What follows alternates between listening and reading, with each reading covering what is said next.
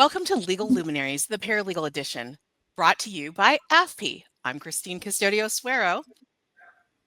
And I'm Kelly Radnithy. Today's episode is extra special to us, our season 2 finale. And what a better way to wrap up the season than with a conversation about how we can transform classrooms and workplaces through coaching culture. And today we're going to explore how coaching frameworks go beyond traditional teaching and training, and how building a coaching culture prepares paralegal students for one of the most important professional skills, the ability to receive and to provide meaningful feedback. So today we are honored to welcome Whitney Harvey, attorney and a leader in the coaching, leadership development, and professional training. Whitney has spent her career helping many individuals and organizations build environments where feedback, growth, and accountability thrive. These are all hallmarks of a true coaching culture. And Whitney, like Kelly said, we're so excited to have you here for our season finale for Legal Luminaries, the Paralegal Edition. And we're really excited to learn from your insights. And I had mentioned to you that Kelly and I both attended a CLE that you presented on AI and ethics and how to deal with these emerging workflows for legal professionals. And Kelly and I both said, we should have Whitney on the show. So I'm really excited to dive in today and talk to you about this coaching culture. For many attorneys and students, they haven't had experience with maybe working with a coach. So for those who are not familiar, what does that even mean? What does coaching culture even mean? Yeah, and thank you for having me. I'm so glad we get to talk about this. It's so timely. And I just want to say, coaching, that is a word that's thrown around, and coachability, and people are wondering, what does that mean and why do we need it in legal?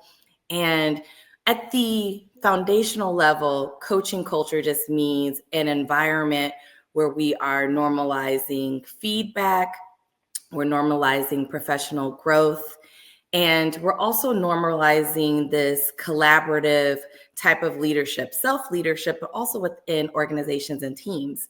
So it's really looking at this as not being just this one-sided, teach or tell people how to perform their work, but also to hear from them in terms of what's working, their innovative ideas, and to support them in their growth so that we can truly do the work that we're here to do. And I'm really curious about this because I'm in the middle of I'm in finals week for my Introduction to Law course that I teach at the University of San Diego. And I really make a strategic effort, right? In Introduction to Law, I call it the practical approach to the introduction to law, right? And so it's the substantive law that they're learning in the course, right? But they're also getting this practical skill acquisition. And I have them do things like interview paralegals and do informational interviews and things of that nature to get them comfortable with what Kelly and I really try to hone in on with our students is good communication skills, but even further back, durable skills or these human skills. And I noticed in your class that you taught, the CLE that Kelly and I attended, you really had this huge focus on these human-centered skills, right? And so I'm just curious about your thoughts or what feedback you might give to other educators like Kelly and myself when we're dealing with, like these introduction to law classes or even law practice management courses, and really giving that emphasis on good communication, understanding what that means to give feedback and to receive feedback, because these can be areas that can trip some entry-level newer professionals up. So I'm just curious about your thoughts on that. Yes, definitely. I think we've focused a lot in legal education on the technical skills, which are, of course, important, but we've seen the barriers to growth reflect in those skills that they call soft skills, which I don't even like to use that term. These are just different skills that are needed that have traditionally not made its way into legal education. And like you said, that includes communication. And so in the beginning, when I am working with people on that, we can talk about communicating with others, but we really have to start with ourselves in identifying what triggers us, what trips us up, what tends to, shut down our communication, or what, contributes to us not showing up as our best selves.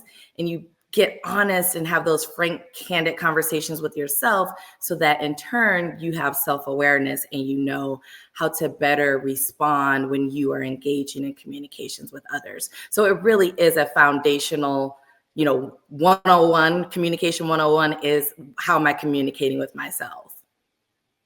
I love that approach, because the framework of it seems so sustainable, right? The loop of our own dialogue, our own inner dialogue, and how if we can gain control of that, and understand the value of what our communication loop is doing for us, and then how that actually translates into a skill set that, like Christine and I love the word durable skills, but it's a durable skill that is going to continue to evolve with your career, right? So it's almost like we're doing a disservice to our future legal workforce without adding these types of skill sets into our curriculum and into our classrooms, right? So Whitney, my question might be that I'm wondering, how can legal educators begin to weave these sort of coaching practices or concepts into their teaching, even if they don't have formal coaching training?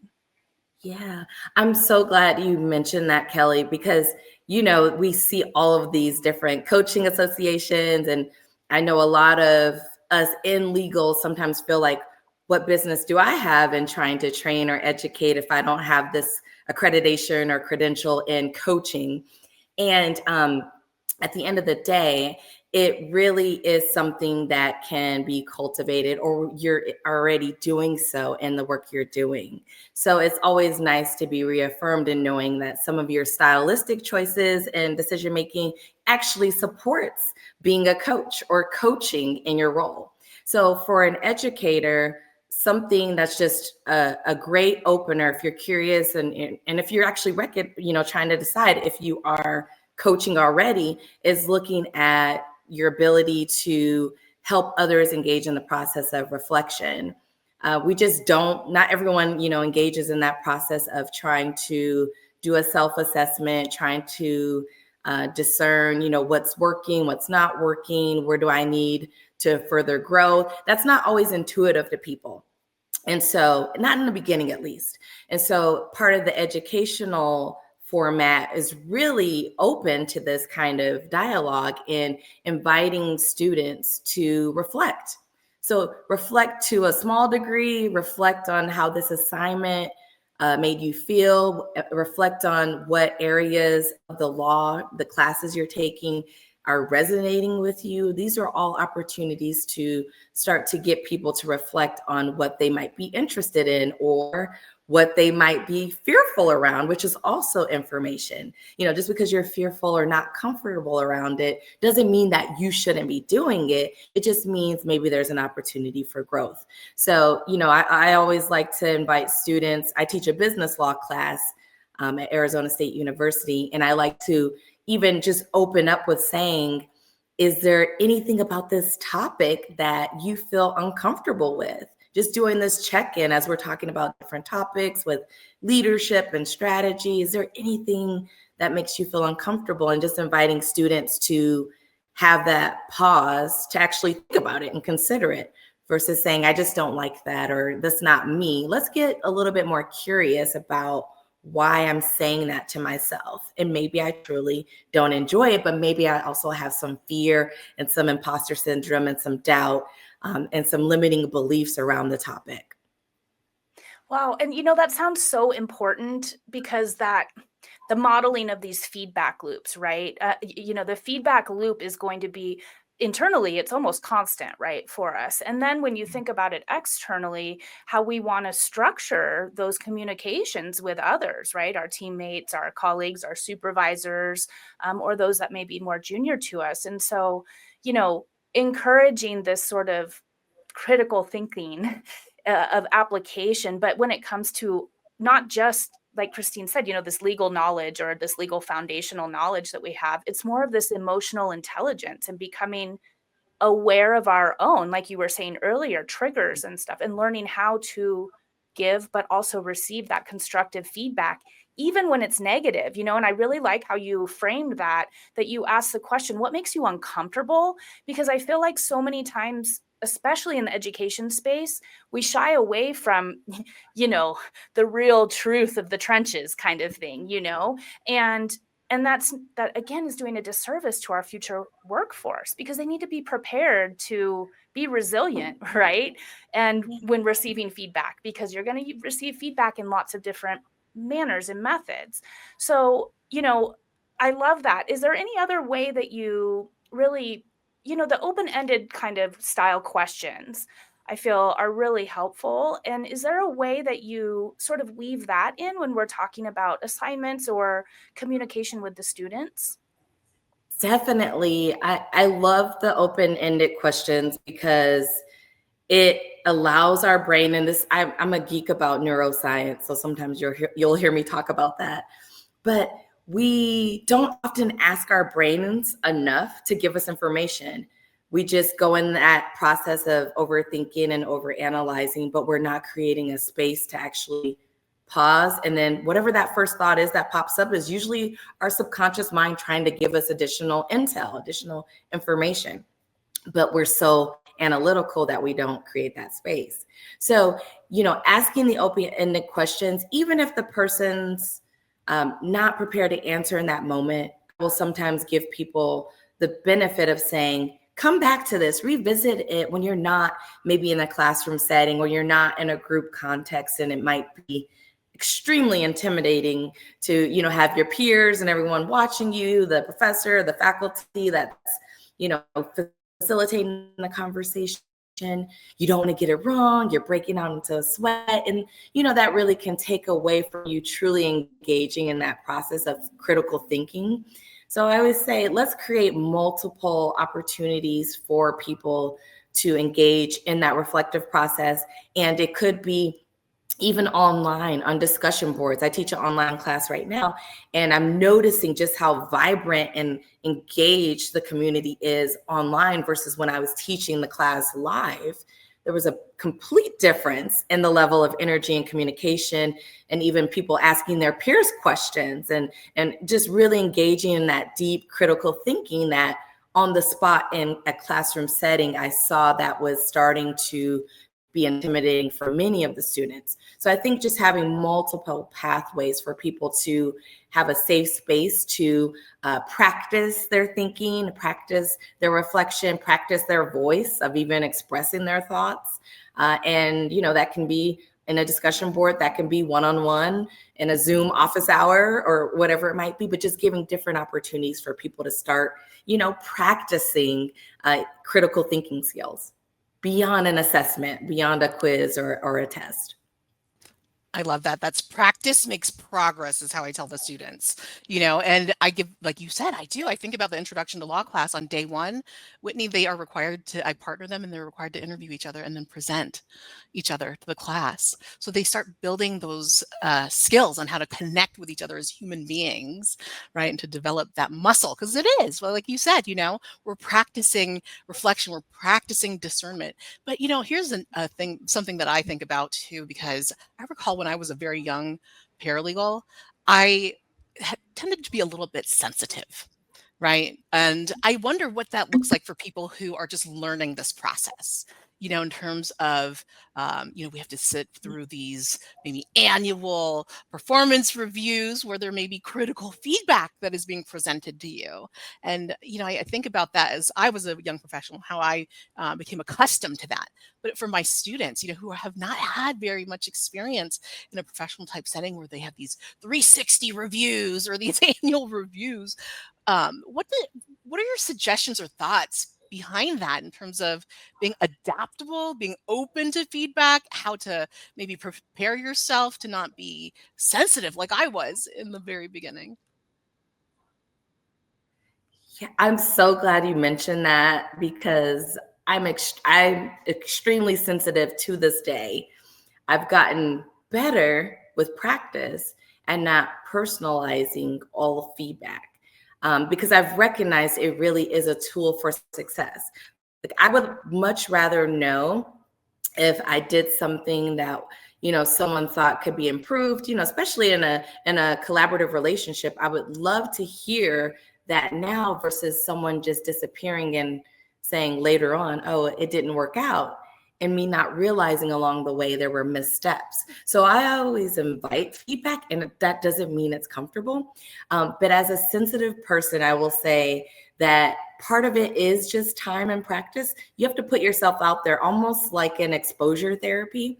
So, like with exposure therapy, they say, if you're feeling uncomfortable with something, almost like social anxiety, maybe you have social anxiety in crowds, put yourself out there. Try it for 10 minutes, try it for 15 minutes, build up to it, right? Doesn't mean you're going to master it overnight, but just start putting yourself out there to start stretching yourself with that skill set. And over time, you will realize, wow, I was able to be there 30 minutes. I was able to do that for an hour.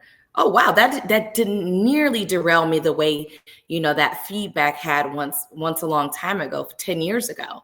And I think for me, being a sensitive person, I had to realize that it wasn't about me. I almost had to do the reframe of thinking, these are people that actually care about my growth. Otherwise, they wouldn't say anything. If the person didn't care, you would never hear again about anything. They would just move on. So if I really truly receive feedback, I look at it in the capacity of, this is meant to grow me. This is coming, even with a rough delivery sometimes, it's really meant to benefit me. And I think over time, that helped me to start normalizing the process. And I also started controlling what I could control, which means that if I know I'm feeling extremely sensitive today, perhaps it's not the day that I want to look at, the response or the feedback to my draft motion, or, see the opposing counsel's email that I'm dreading.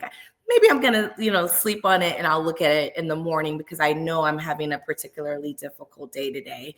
So I want to set myself up for success to the degree I have the ability to do that. Sometimes you don't have a lot of time, but if I can even build in 10 or 15 minutes, let me walk away and then come back to it when I feel like I've gotten myself together.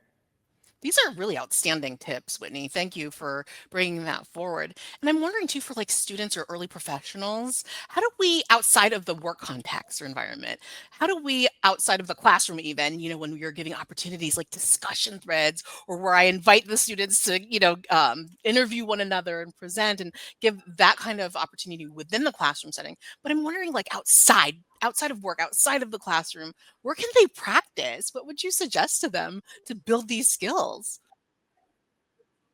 Definitely. First thing that popped into mind is networking.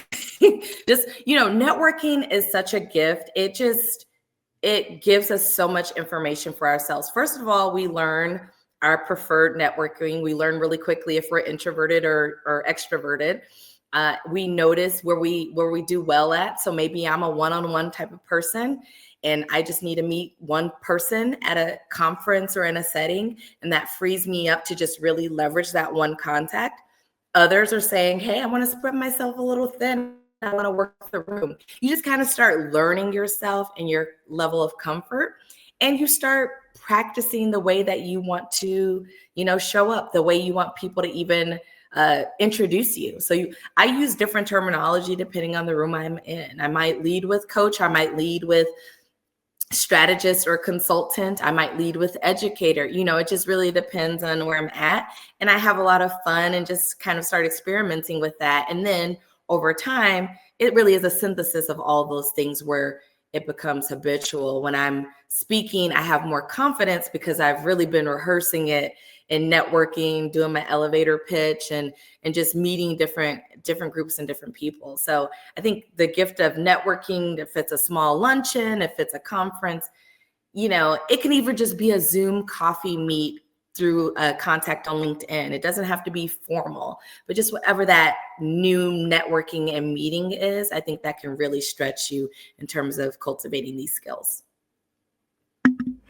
Yeah, these are excellent. This is excellent advice, Whitney, because so many of us really, we really are confronted with challenging conversations very often in this space. Not necessarily that being a receiver, but both being a receiver or a giver, in those spaces that you have to initiate a conversation that might feel really uncomfortable, or that you don't have all of the information for.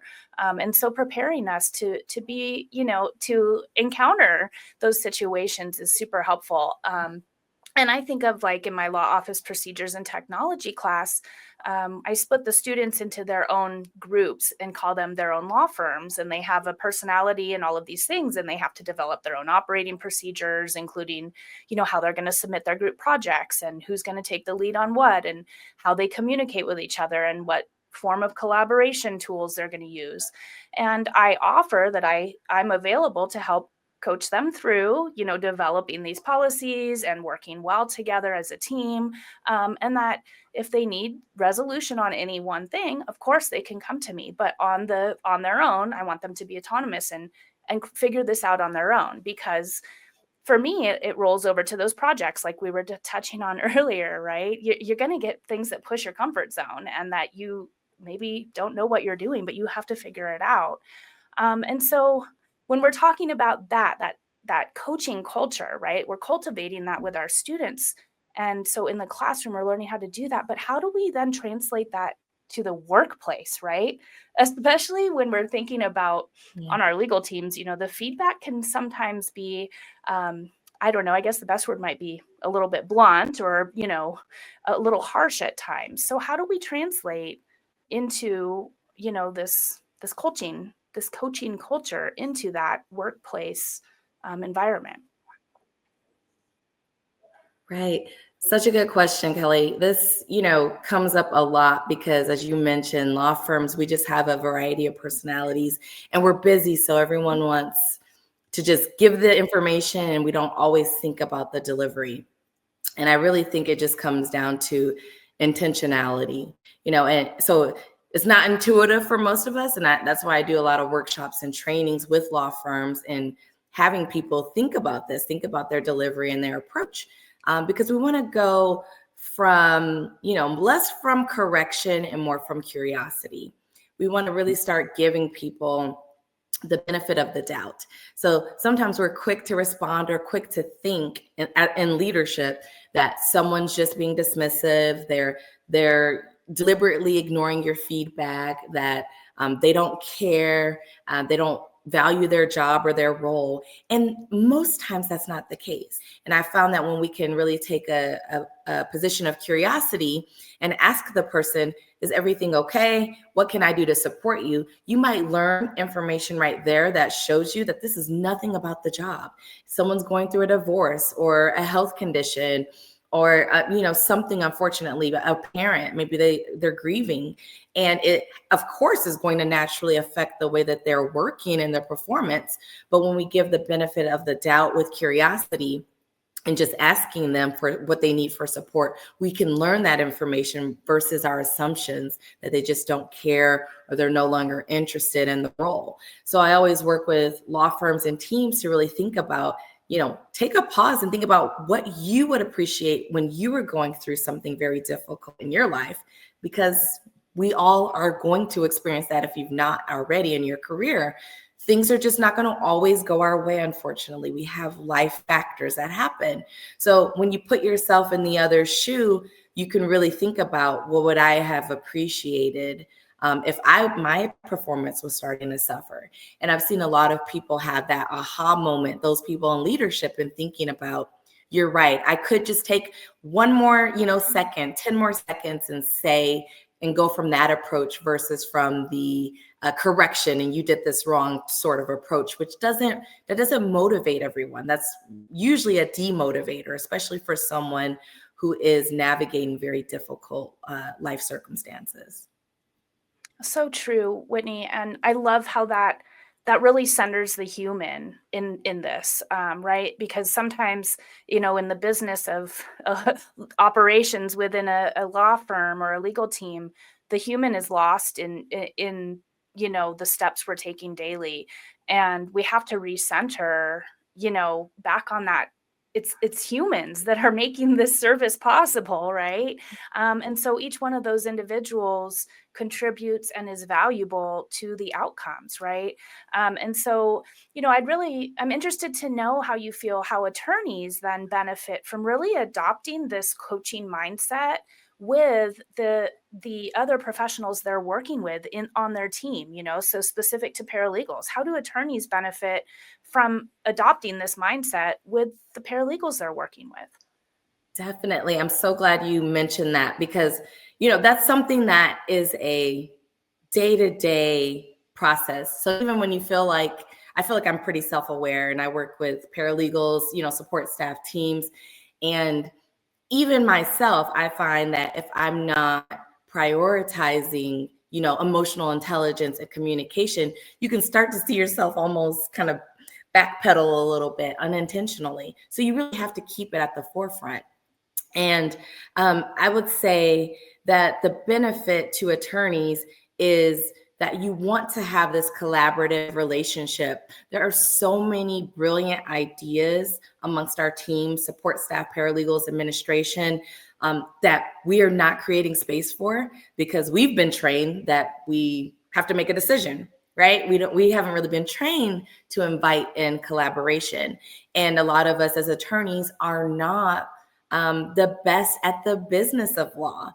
And so, whereas many of our paralegals and administration and support staff, educators, of course, they have more of that expertise. So we kind of have to, get comfortable with knowing that we don't have to have all the answers. And actually, I'd rather not. I'd rather focus on legal strategy and maybe not, some of these other areas that really don't light me up. And that allows for someone else to grow. So it really just comes down to the acknowledgement and normalizing that this is not just, I'm going to teach you or tell you, that I value your contributions. We're all individual contributors. And you're probably sitting on a $250,000, $500,000 idea from a systems perspective, a process perspective that I'm not even listening to because I don't value that, or I don't see the worth. And that's where we need to really normalize and talk about it. There are some great ideas amongst our teams that we have to allow for. And it's not a threat to us. It helps us all, better sustain, and the organization becomes sustainable when we create space for those different contributors to contribute. Such brilliant insights, Whitney. I've taken a full page of notes. If you haven't noticed me looking down and jotting some things that you've said down, I love it. It's like full of tweetable, or what do we call it, Xable moments now, because it's so good. It's so good. And before, Kelly and I just started this new thing called a lightning round where we do rapid fire questions with our guests. But before that, because I feel like I've learned so many things I can add into my course, right? To demonstrate this for the students so that they will emulate it in their own professional careers. So could you share a little bit about your background? Because I'm so curious now, like, you're a lawyer by training, but how did you get here in terms of coaching? What was that for you?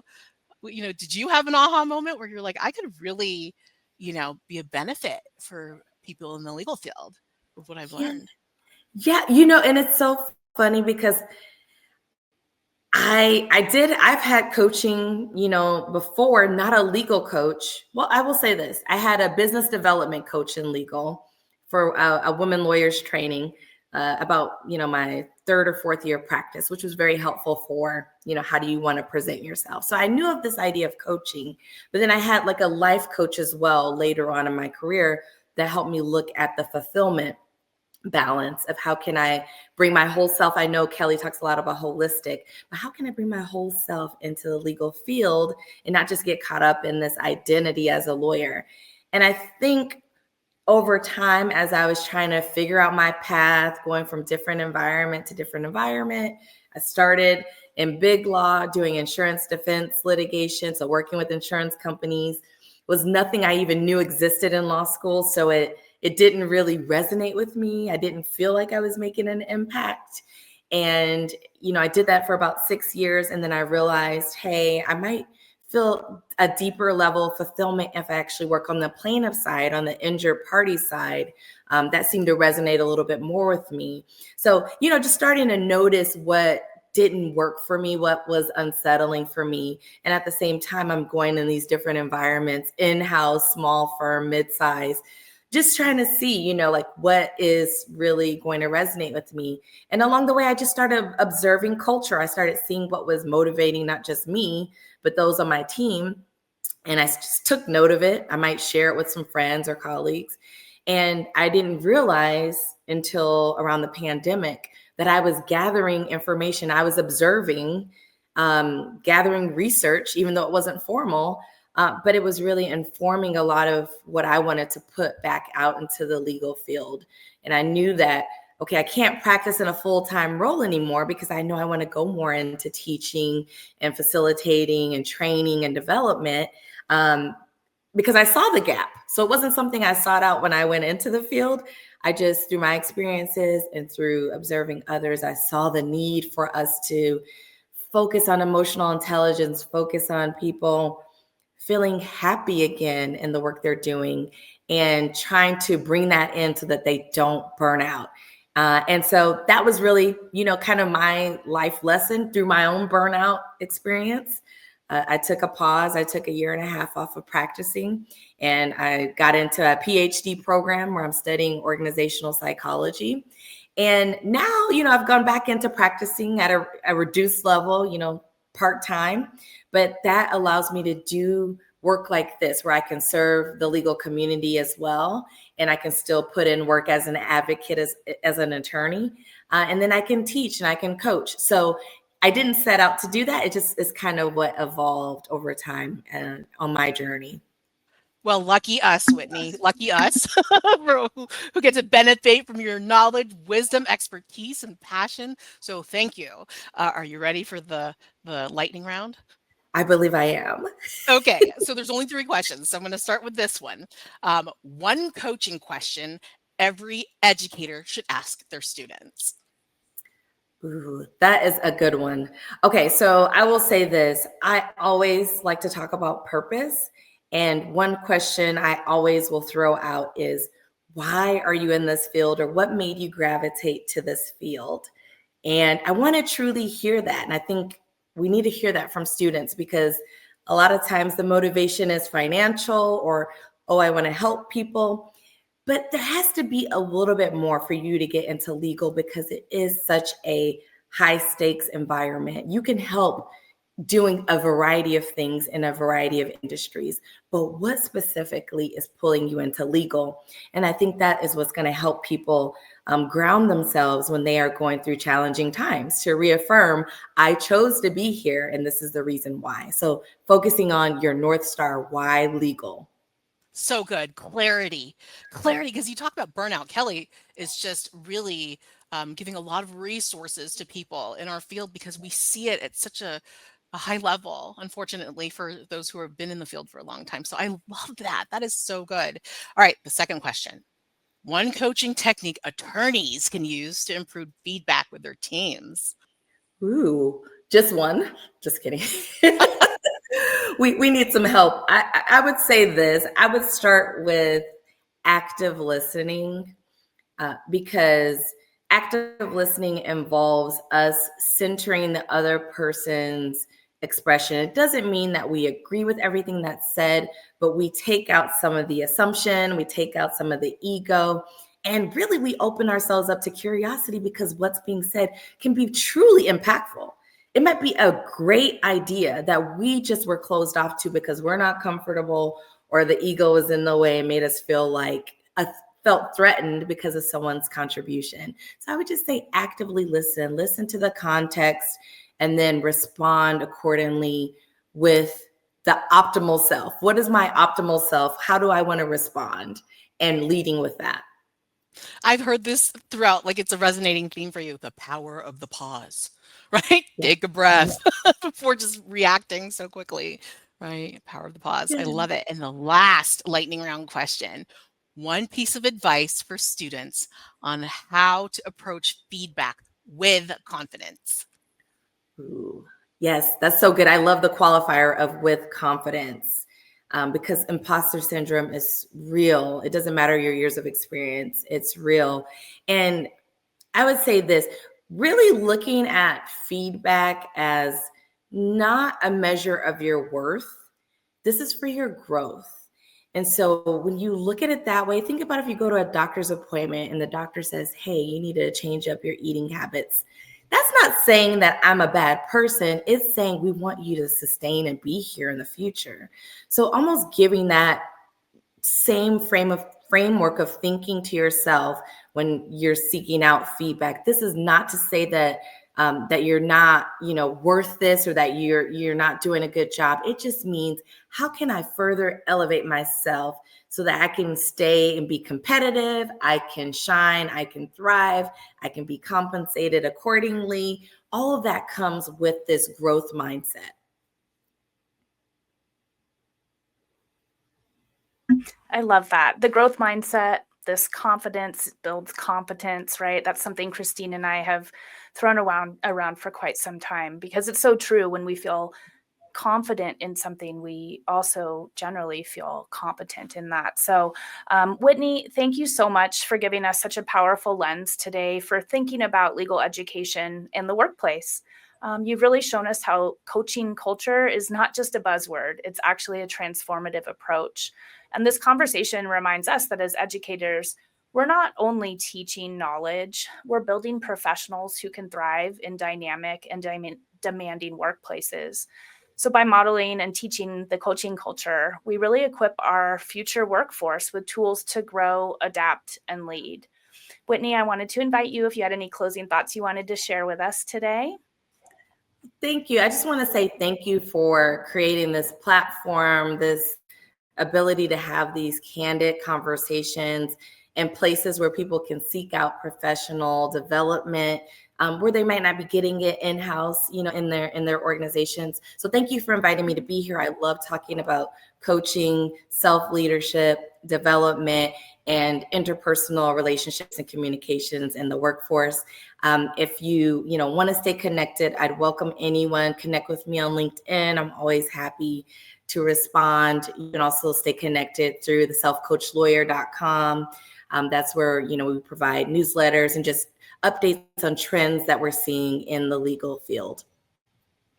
I highly encourage everyone to follow Whitney. She has some invaluable content and stuff that is just, really elevates our ability to serve our communities the way we all dream of. So thank you, Whitney, for everything you've done today with us and everything that you're doing for our legal community as a whole. Listeners, that's a wrap for season 2 of Legal Luminaries, the Paralegal Edition. Thank you for listening. Thank you to all of our guests and the AAfPE community for supporting this journey. Please stay tuned for season 3. We're going to be back with more insights, more voices, and more conversations to empower educators and paralegals alike. But until then, let's keep building coaching cultures in our classrooms and our workplaces, and keep shining your light in the profession and beyond. Take care. Thanks, everyone, and a special thank you to Doug Lusk and the National Society for Legal Technology for all of their support in the production of Legal Luminaries, the Paralegal Edition. Thanks, everyone.